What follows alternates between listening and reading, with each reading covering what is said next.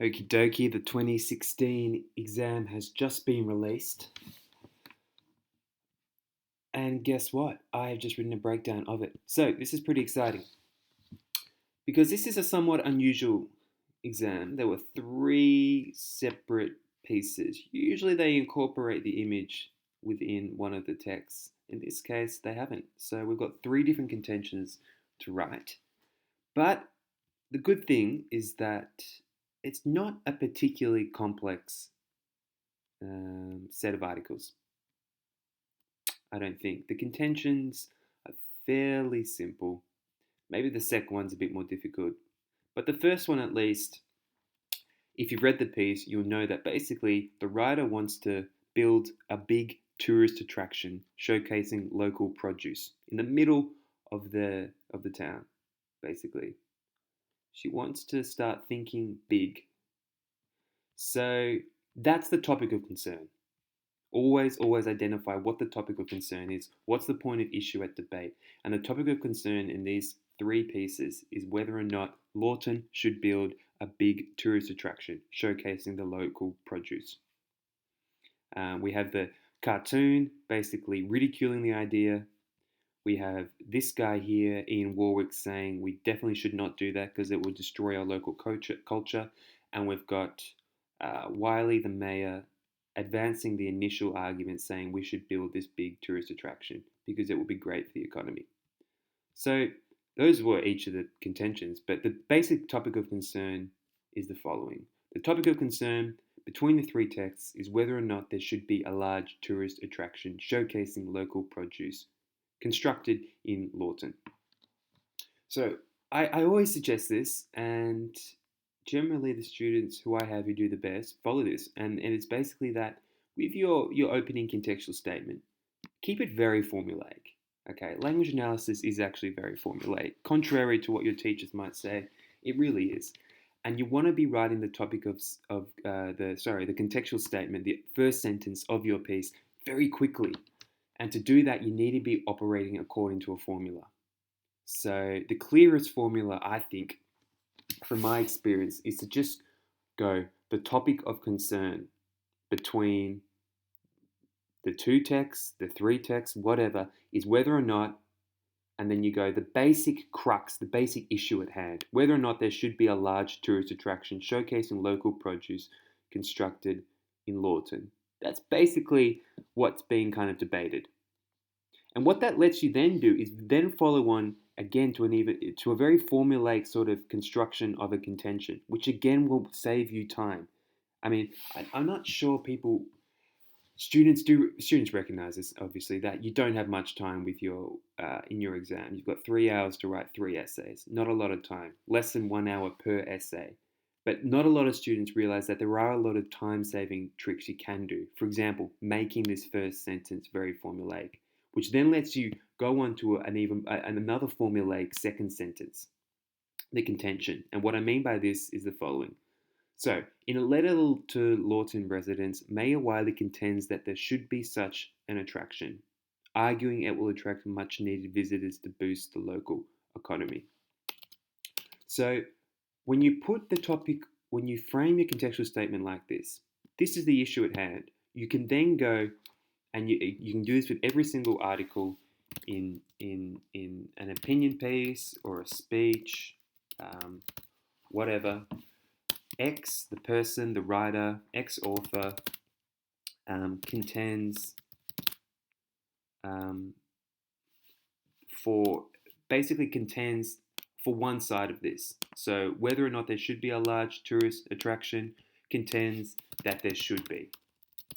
Maybe the topic of concern in another essay is the topic of concern, for example, in the 2010 VCAA. The topic of concern in the 2010 VCAA article is whether or not the member nations have fulfilled their commitment to preserve local diversity. And then you can go, in a speech to the member nations at an international biodiversity conference, Professor Lee contends that member nations have not fulfilled their obligation, their commitment. So it just lets you run on to your contention sentence very fluidly and very easily. You don't need to be thinking how to frame it. You just go contends, And then you can give, if you like, it's not totally necessary, but you can give the sort of main argument why Mayor Wiley advances this particular contention. And in this article, there's really kind of just one overlying argument, which is that if we do this, if we build this attraction, we're going to get more visitors. We're going to get more visitors. So I've talked about that in class, so hopefully that made sense. But the real point is it just lets you flow onto the contention very simply. And then you can also, the next sentence with the next article, you can flow on very nicely as well. So in response to Wiley's letter, a local resident named Warwick contends there should not be such an attraction. So very simple. It just mirrors this. Mayor Wiley contends there should be such an attraction. Warwick contends there should not be such an attraction. Why? Well, he argues that it would undermine the local cultural value of Lawton. So what you've shown to the examiner here is that you understand the debate, you understand which side the first writer fought on the debate, precisely which side, that the first writer is positive that there should be such an attraction, and the main argument why. And you've also shown what side of the debate the second writer falls upon, that there should not be such an attraction, and the main argument why. And a lot of students, and in fact, I used to do this in year 12, and I probably didn't need to. Actually, I definitely didn't need to.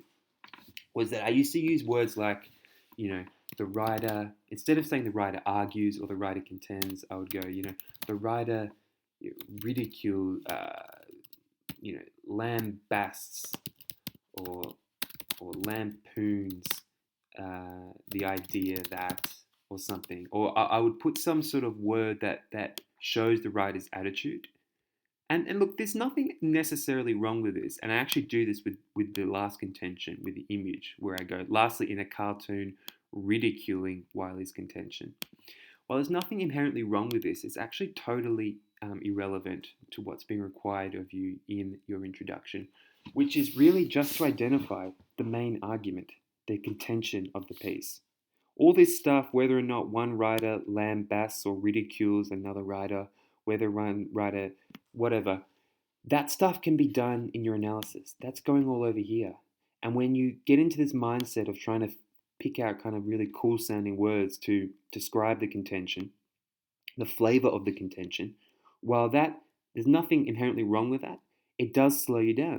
And it's totally unnecessary because you can analyze the flavor of the contention or the mood of the attitude of the writer later on.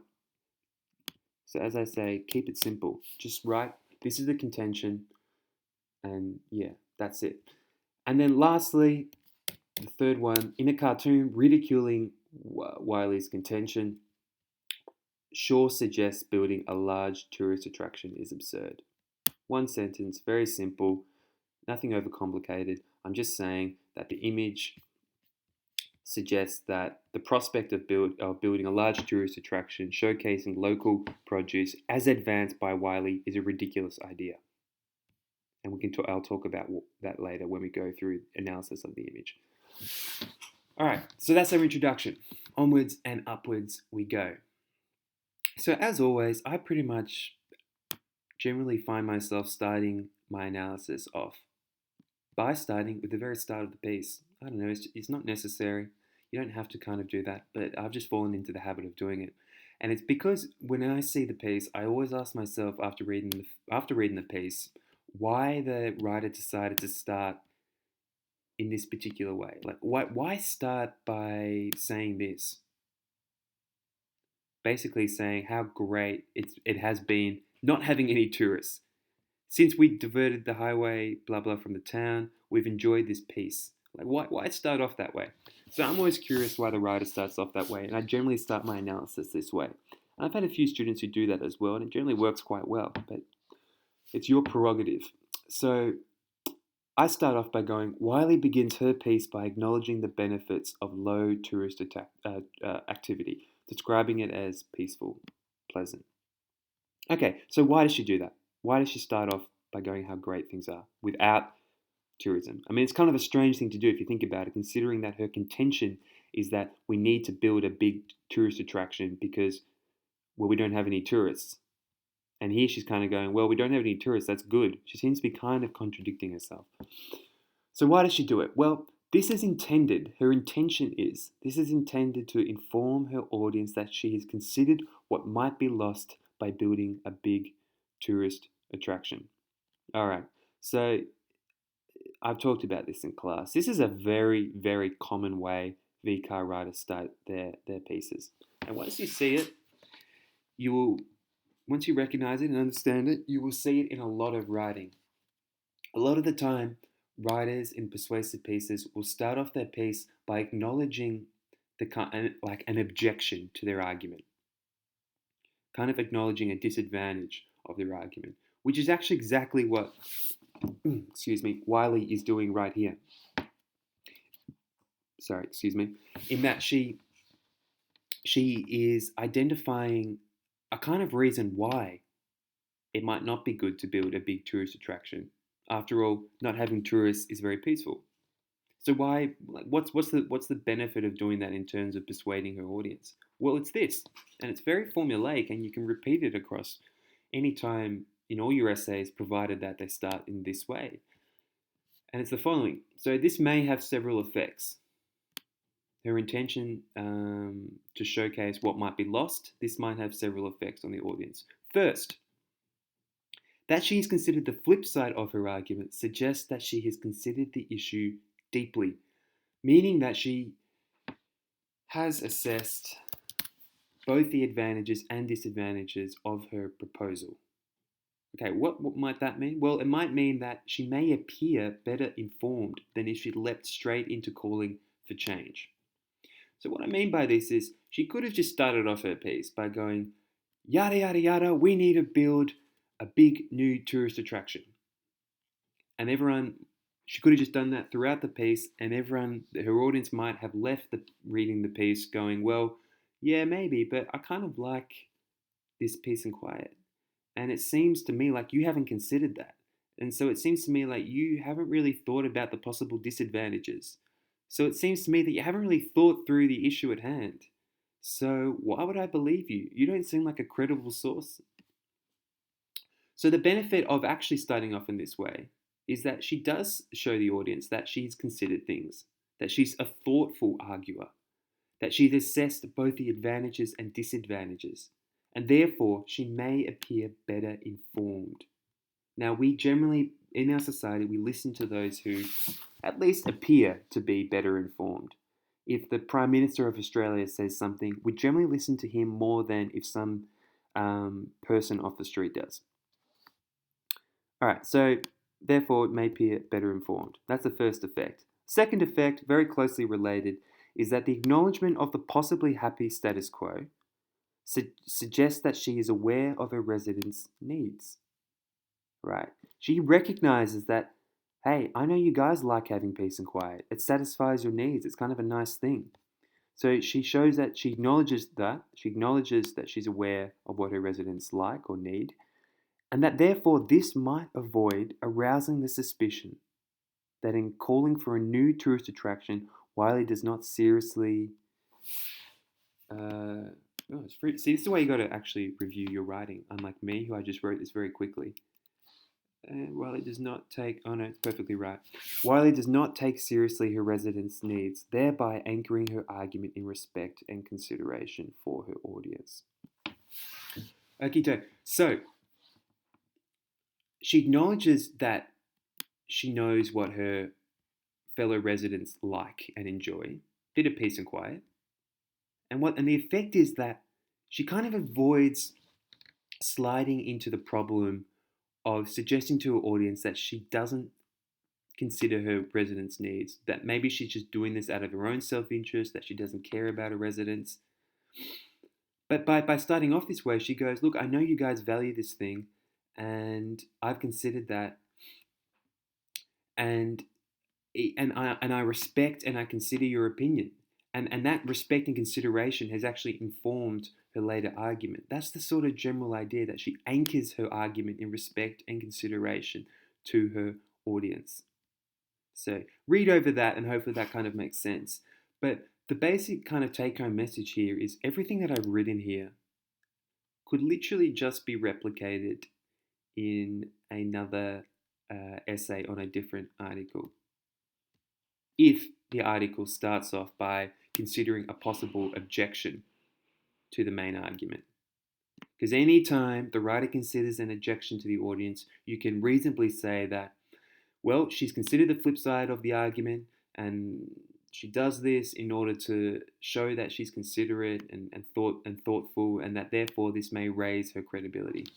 And you can essentially repeat that, which means that you can firstly practice this sort of analysis, this particular block of analysis, until you formulate a piece of writing that's high level and sophisticated, which you can then go and replicate in exam day.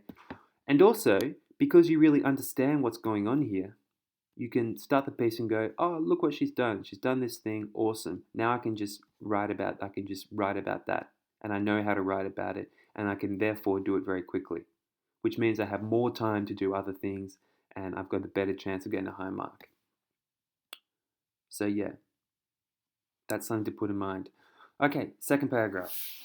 Wiley's call for the audience to start thinking on a grand scale. I'm talking about paragraph 2, where where Wiley's like to her audience, come on people, let's think big. Think big. Let's get a big ass attraction showcasing a watermelon or something like that. So, call for the audience to start thinking on a grand scale suggests Lawton residents are possibly trapped within old mental models that constrict bold and imaginative thought. This implies that the progress of Lawton is being held back by its own lack of imagination. So, Wiley's repeated calls to imagine is an attempt to arouse her audience out of a stale perspective and invigorate them into a bolder and more inventive conceptualization of their community. Okay, so just focusing on this bit. Basically, what I'm saying here is that in calling for her audience to start thinking on a grand scale, firstly, she's implying that they haven't been thinking big, right? If you tell someone, look, we need to start thinking big, the implication is that you're not already thinking big. You're probably thinking, at the very least, medium, but most definitely small. So her audience, the community, has not been thinking big, right? That the audience is therefore possibly trapped within old mental models, ways of perceiving the world, understanding the world, that constrict bold and imaginative thought, right? So the suggestion inherent in the demand for her audience to start thinking big on a grand scale suggests that their imagination is being constricted, which implies further that the progress of Lawton's community is being held back by its own lack of imagination. Potentially, this is what I'm saying, right? And so Lawton's community is stuck within these mental models that constrict imaginative thought.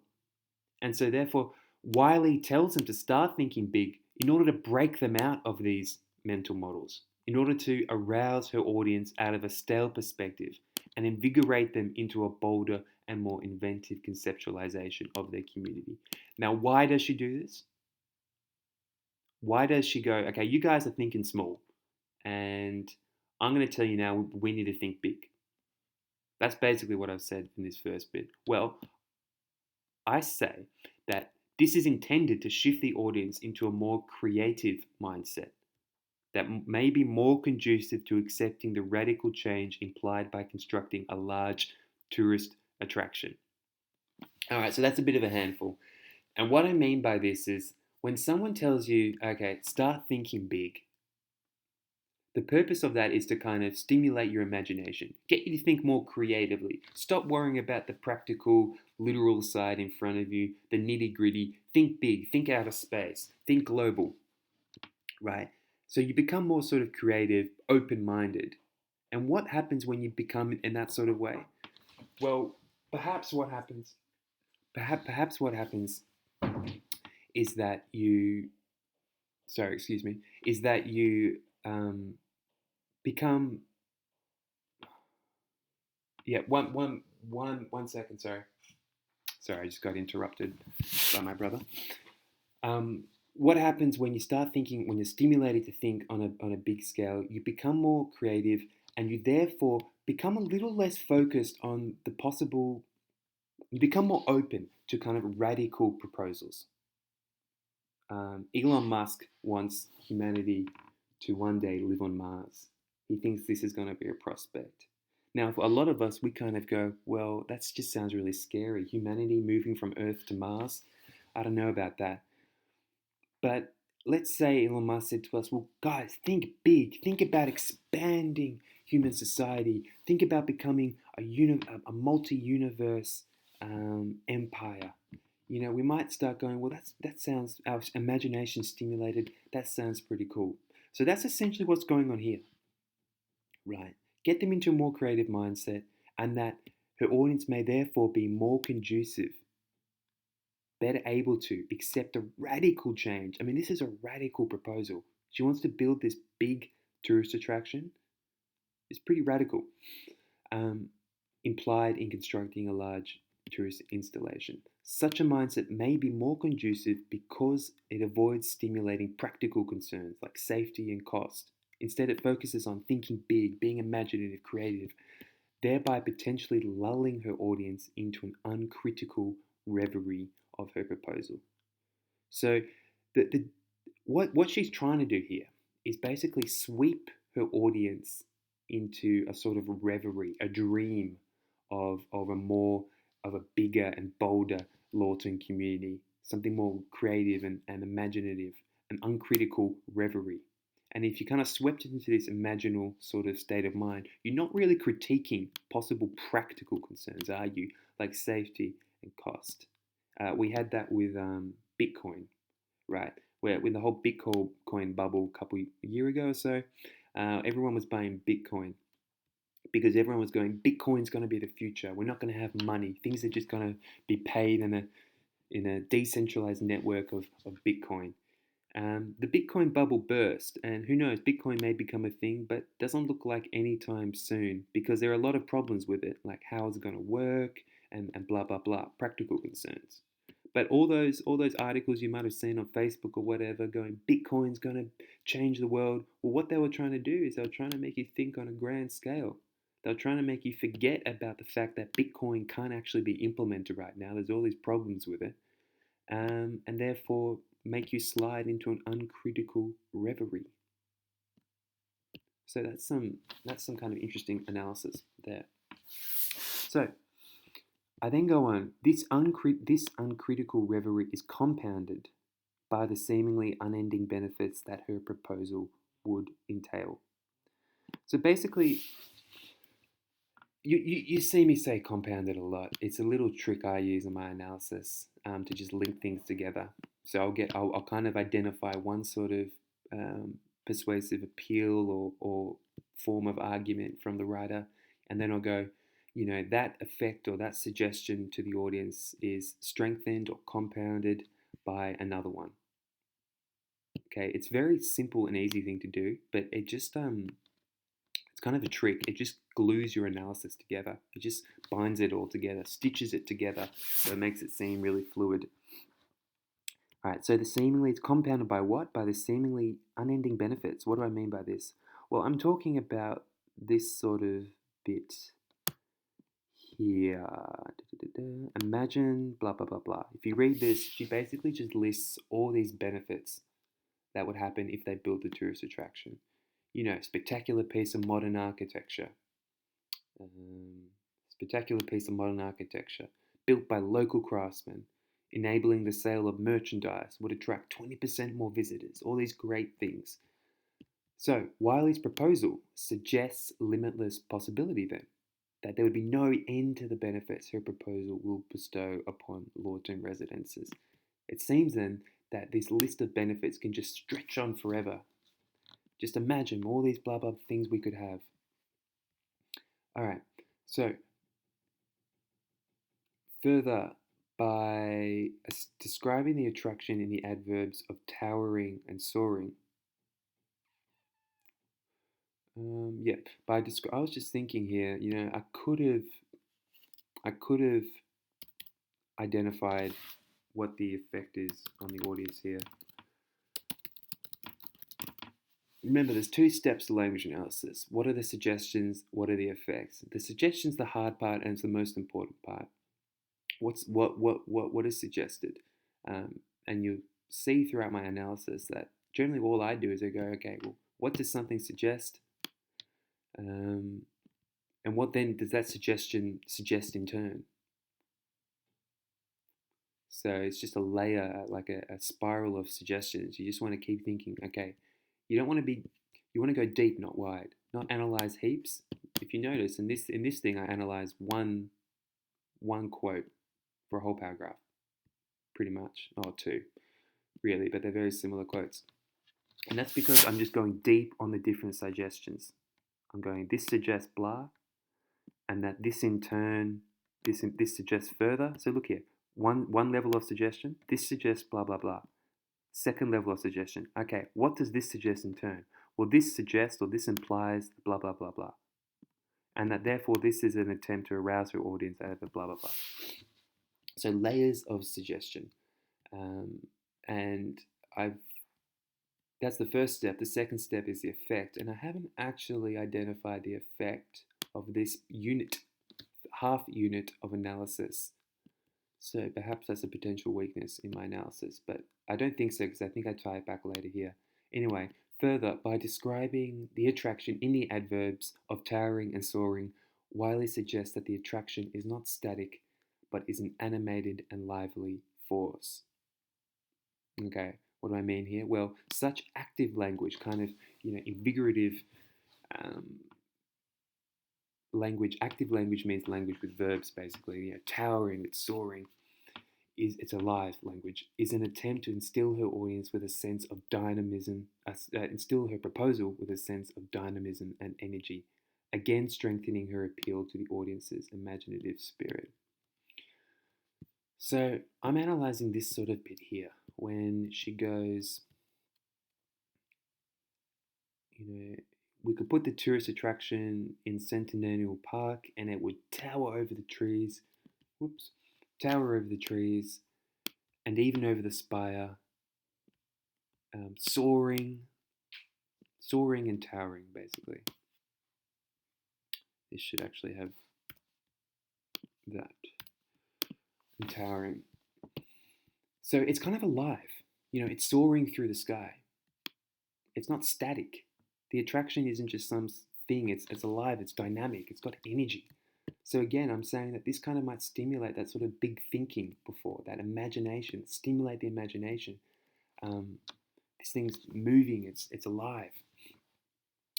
So again, it's kind of strengthening her appeal to the audience's imaginative spirit. Yeah. That's kind of a complex point, but, give me an email if you don't quite understand it. In any case, remember, everything we do in language analysis is just a matter of putting our own interpretation forward. So the beauty of English, and often the much maligned disadvantage, is that there is no correct answer. And that's kind of partly true in the sense that, look, you can argue for almost anything in life. You can put a reasonable argument almost for any sort of proposal generally. And that's the beauty of English, is that as long as you come up, with a couple of reasons why you think your interpretation makes sense, then that's fantastic. The examiners love that. That's what they want you to see you doing. Okay, so next paragraph. Okay, so now I start talking about the second piece. Now, as always, I always suggest don't do your analysis concurrently, simultaneously between two texts. And by that I mean, analyze one text and then switch to the other and then switch back to the first and then switch. It's really confusing to read. It's much better to analyze the first in proportion to how long it is, then analyze the second and third in response to the first. So look what I do here. The danger of this appeal to the audience's imagination, right? Getting them to think big, getting them to think creative, to not worry about practical concerns, is that Wiley fails to consider the reality of what a tourist attraction, of what her proposal entails. I think that's better. Indeed, this is the danger that Warwick, in the second piece, tries to exploit in highlighting the loud children, the vandals, the pollution from too many cars that may accompany um, a big tourist attraction. That's better. Which is essentially what Warwick does. Okay, it's really helpful if you can kind of reduce the basic article, each basic text into kind of the fundamental thing that it's doing, right? So if this text is trying to get us to imagine the future, right? Imagine all these great things we're going to that keep building a big tourist attraction is going to give us. Imagine, imagine, imagine. What does this piece do?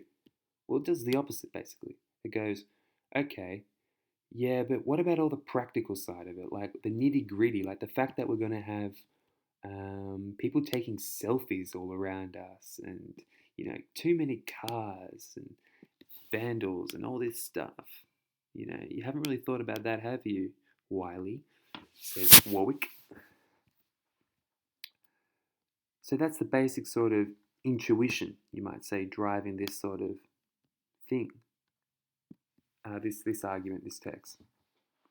So the suggestion is that Wiley's proposal represents a gateway for disturbing external forces to enter Lawton and subsume the local culture. So here we go. This is a Brexit argument. Warwick is basically the UK going, we don't want to be part of Europe because you're destroying our culture. And that's what Warwick in his small town is saying. He's saying we want to have all these tourists coming because then our local culture we're not going to have a cultural focus. It's all going to be lost. We're not going to know who we are anymore. So why does Warwick kind of make this argument? Well, his aim here is twofold, I say. It's two different reasons. First, by picking out specific examples of potential disadvantages of Wiley's proposal, Warwick seeks to undermine Wiley's call to imagine. It shifts the debate from the imaginative to the literal.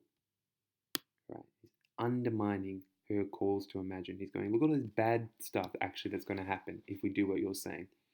Let's focus on the literal side of it. The fact that we're going to have way more cars, pollution. That's the literal side. Thereby framing Wiley as trading in fiction, while Warwick emphasizes the potential practical consequences. So this is what I'm talking about, following the line of suggestions. So Warwick seeks to undermine Wiley's calls to imagine, right? He's focusing on the literal. Okay, that's an interesting sort of analysis. But what does that in turn suggest?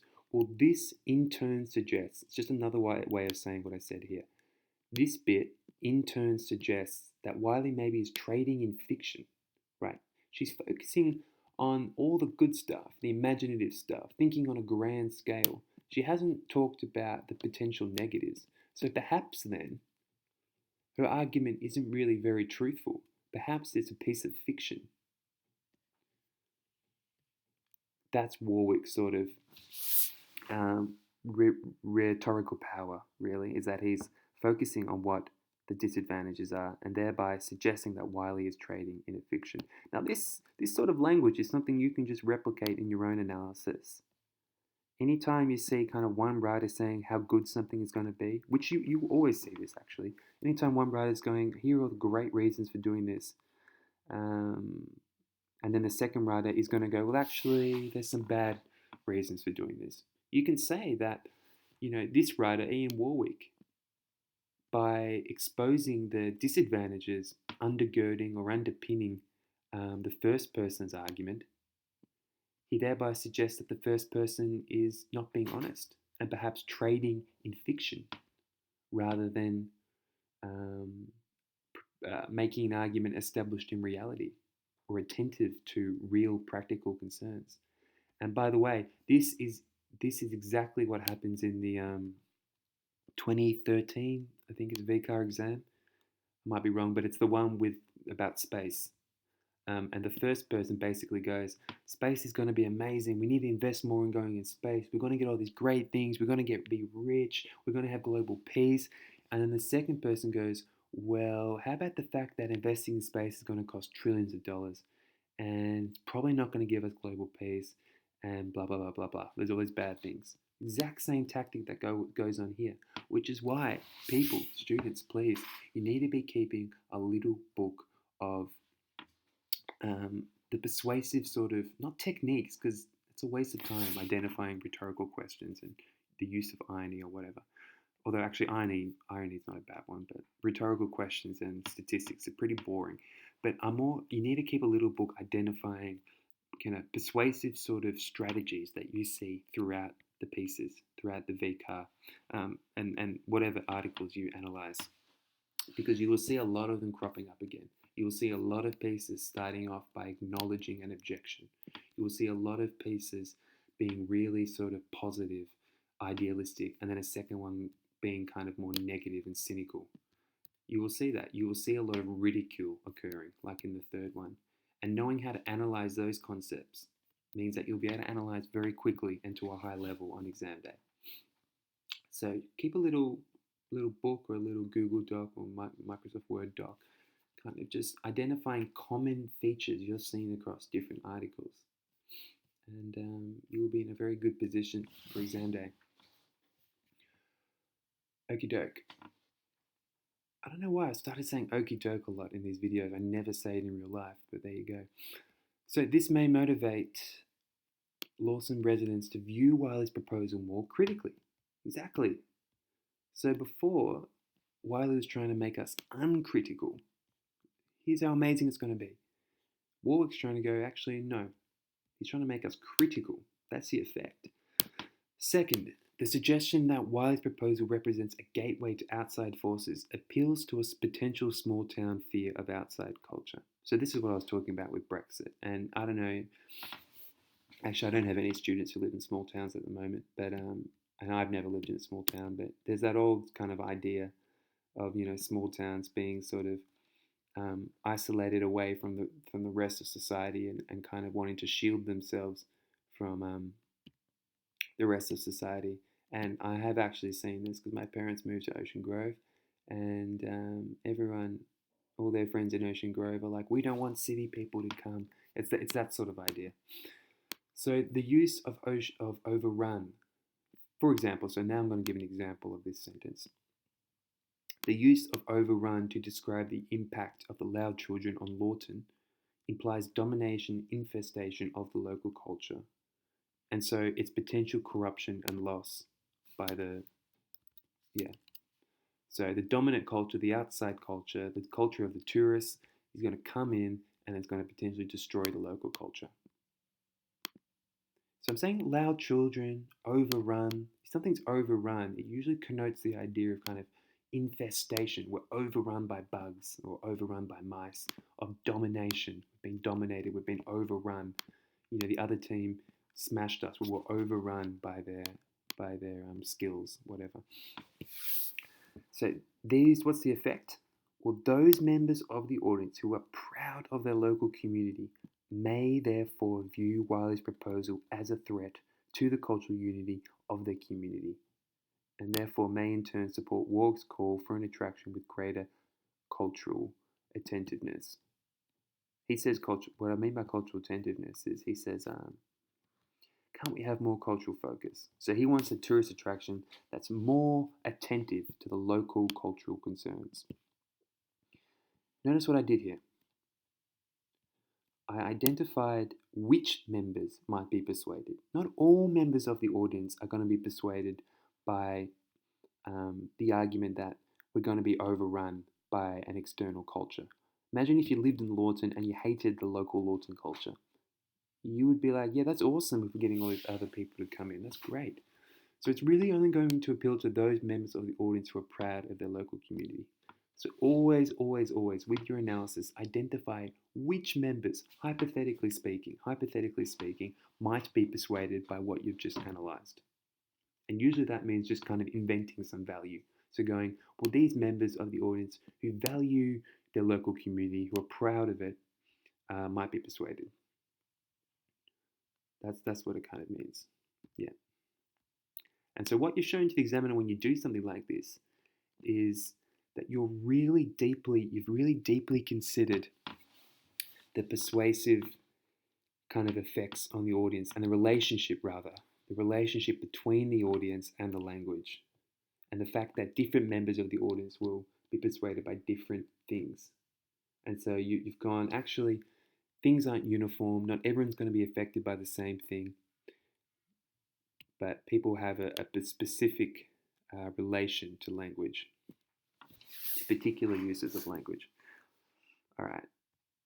Now I talk about the cartoon for the last two paragraphs. So you might be going, well, Max, you didn't talk much about the second piece. And look, I could have talked about it a bit more, you're right, but I don't think I'd be penalised. I think it's okay. I mean, considering the fact that this piece is about 3 times as long as this piece, and the cartoon is pretty significant. So I only do one sort of paragraph on the piece, but it's a fairly long paragraph. So yeah, I think that length is okay. But look, ideally you want to be pretty proportional between them. But if you talk a little bit more about this than this one in proportion to how the length of each one, that's not the end of the world. As long as your analysis is good, you will be fine. You will get 100%. But yeah, ideally keep a proportion, and perhaps this could have been a little bit longer. But as I said, I think it's fine. So Shaw's cartoon, we're onto the cartoon now, extends Warwick's concern. Always, always, always, right? Identify the relationship. Whose side is this person on? Okay, well, he's not on Wiley's side.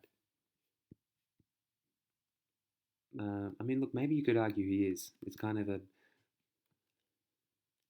positive looking picture, everything's bright and sunny. Maybe you could reasonably argue he's actually supporting Wiley's contention, but I'm suggesting that he's not. He's building on Warwick's argument, right? That this is not a good thing. We shouldn't build this big tourist attraction showcasing the local produce.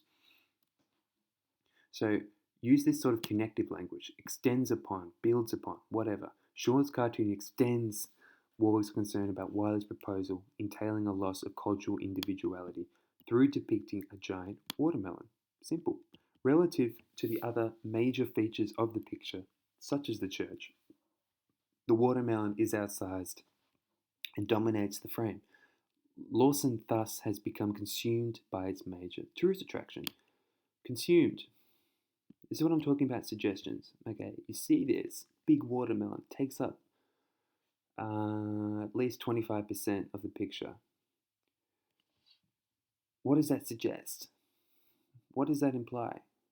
Well, one suggestion is that the town has kind of become consumed by its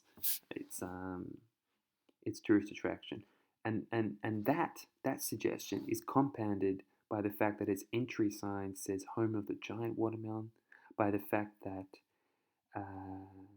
on the top of a house is written "fresh watermelons." That kind of watermelon, what do you call them, paddocks or whatever, kind of seem to stretch out across the whole town. The whole town is pretty much consumed, or a big section of the town is consumed by this tourist attraction. It's become dominated by it. So it's building upon the exact same concern that Warwick used. So that's kind of one relationship between them. This suggestion that they've become consumed is compounded by the central position of the watermelon. Why did I write central? It's not actually central. Yeah, don't know why I wrote that. It's not really central. So I'm going to get rid of that. This suggestion is compounded by the welcome sign, which reduces Lawton to the home of the watermelon. Right. This is interesting. So, Lawton, right, imagine if your community was suddenly positioned to be the home of the watermelon, the big tourist attraction. It's kind of like denigrating or putting down the importance of the residences of the other institutions in the community, and it's basically saying we're just a watermelon. That's what we're about. We're home of the giant watermelon. That's who we are. We're home of the watermelon. So the implication is that residents and institutions of Lawton have become secondary to its tourist attraction. Okay, Lawton used to be the home of the people, right? Now it's the home of the watermelon. This displacement, right? This displacement of who or what, who, the people, what, the other institutions such as the church, right? You can imagine that the church used to be pretty important, probably. Now the watermelons is like 5 times as big as the church. So this displacement of who or what is most important to Lawton may intimidate, might freak out Lawton residents, who may thereby view Wiley's proposal as a threat to the importance of both their own individual lives and the broader cultural identity, individuality, individuality or identity, whatever. Yeah, hopefully that makes sense. But notice how, I went through these suggestions and I didn't just leave it at that. The suggestions are the most important thing, but a unit of analysis which contains suggestions and effects is therefore not finished until you've talked about what the effect might be in the audience. You have to talk about that. What you think these suggestions, how an audience might react to these implications, to these suggestions. Further, the suggestion, it's always about the suggestion with me. Further, the suggestion that the watermelon is more integral to Lawton's own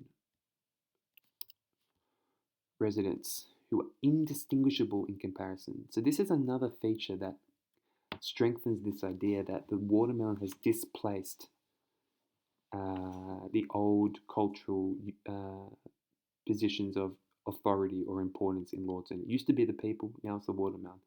And just, you can't even see the people. You can see the watermelon very clearly.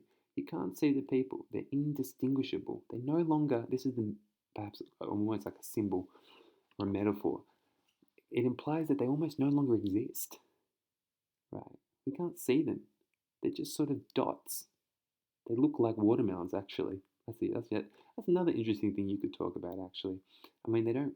I mean, they're kind of. If you could go out on a limb here, I think your examiner would actually be pretty impressed. You could go, the people actually kind of look like the watermelons, which suggests that the town has been fully converted to worshipping of the watermelon. That's another thing.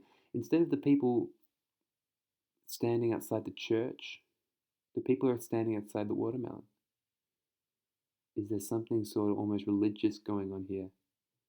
It implies a sort of reverence, sort of worshipping of the tourist attraction. And that really might freak out some residents. Imagine if that happened in your community.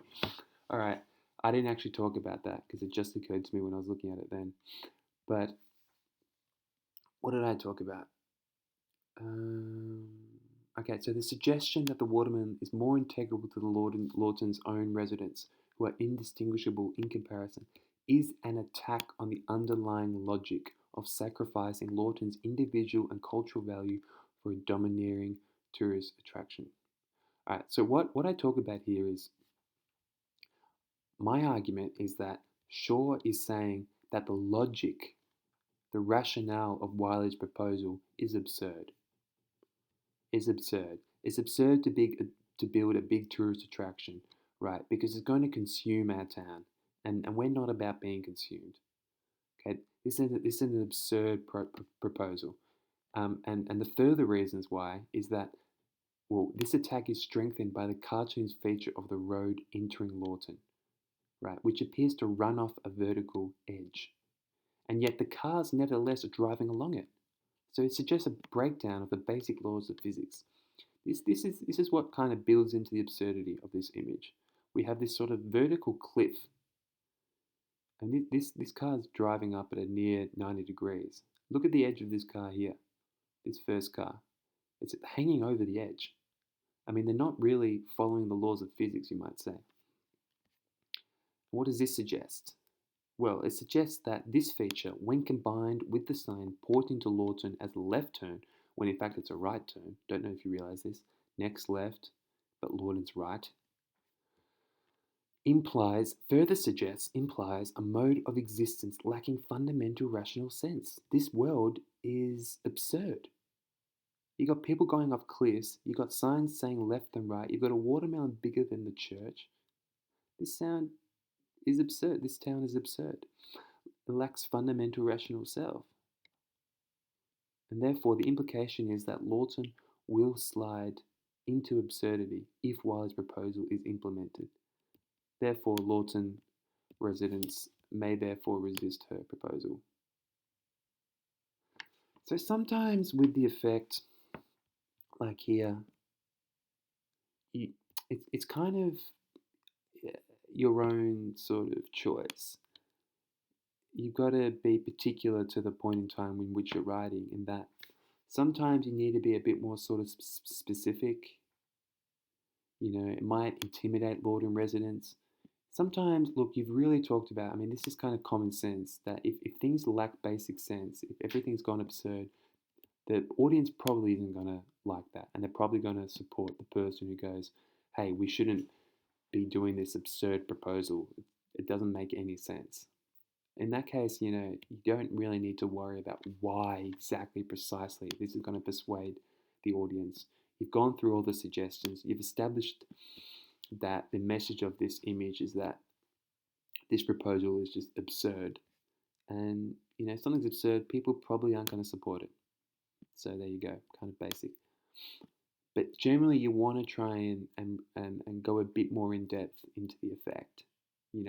Well, it's going to impact those who are proud of their local community. And I could have said something here. I could have said something, like this may Lawton residents who are practical and logically minded, who value logic or whatever, rational sense, may therefore resist her proposal. I could have said that. In any case, the conclusion, as always, very simple. Just kind of give a brief sort of sentence over the main sort of persuasive strategies that you analysed. So, for example, while Wiley attempts to stimulate her audience's imagination and inspire them to view a big tourist attraction as a bold step forward for Lawton, that's what I talked about in the first couple paragraphs, Warwick, in contrast, undercuts this appeal, right? To the imagination, emphasizing the danger Wiley's proposal poses to the preservation of Lawton's local culture. That's really all you need to do. Just identify a couple of the basic things that you think the writers did. You don't need to say the contention again. Just go, while writer A does this, writer B does this. And writer C builds on Warwick's argument through a visual lampooning of Wiley's proposal. Lampoons, it's a great word. It's a great word, lampoons. I love it. Lampoons Wiley's proposal. Okie doke. So that's that. That's 2016. This is about 1,000 words. As always, you don't need to write 1,000 words. 800 to 900 is fine, provided it's good analysis. And take-home message: suggestion and effect. What does it suggest? What does this writing suggest? And how might the audience respond? And that's language analysis. Simple. All right. Talk to you guys in tutoring.